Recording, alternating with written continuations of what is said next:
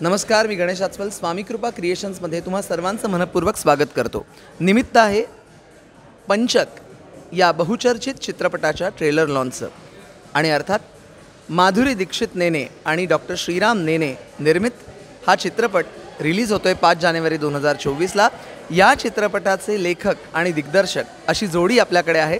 लेखक राहुल आवटे आणि दिग्दर्शक अर्थातच जयंत जठार, दोघांनी मिळून तुमची जी केमिस्ट्री आहे, दिग्दर्शन सुद्धा दोघांचं आहे आणि कथा राहुलची आहे।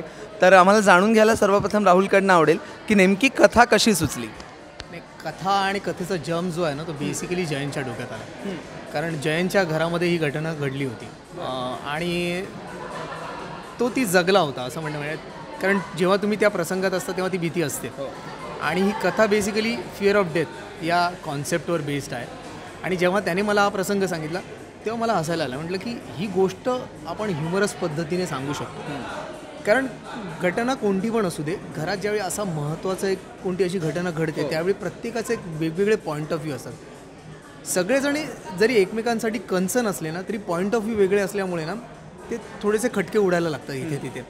आणि मग तिथून ती खरी धमाल सुरू होते। आणि भीती ही अशी गोष्ट आहे, मृत्यूची भीती अशी गोष्ट आहे ना की तुम्हाला ती एजवर ढकलत असते नेहमी। आणि त्या एजवरनं ढकलण्याच्या सिरीजमधून हेच कुठेतरी हे प्रसंग निर्माण झाले आणि मग ही कथा उलगडत गेली आम्हाला आमची।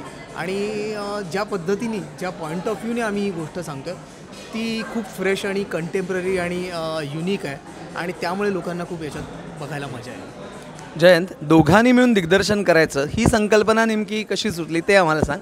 आणि तुमची केमिस्ट्री कशी आहे एक मित्र या नात्याने?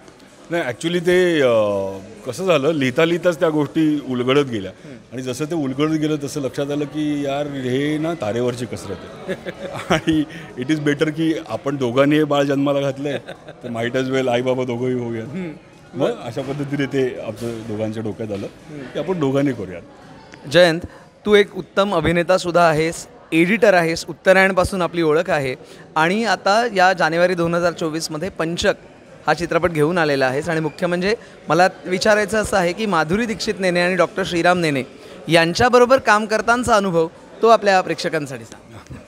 खूपच म्हणजे माधुरी दीक्षित मॅडमना आम्ही जेव्हा पहिल्यांदा ते ऐकवायला गेलो ना तेव्हा एक प्रेशर होतं आमच्यावरती, माधुरी दीक्षित ऐकवायची आहे स्टोरी। आणि गेल्यानंतर बसलो, रिडिंग झालं आणि रिडिंग झाल्यानंतर इतकं वातावरण हलकं करून टाकलं त्यांनी पटकन आणि लगेचच त्यांनी तिथेच आम्हाला सांगितलं की आपण हे करू। बरं, लगेच इमिजिएटली दुसरं वाक्य त्यांचं ते होतं। मग तो टर्निंग पॉईंट होता म्हणजे?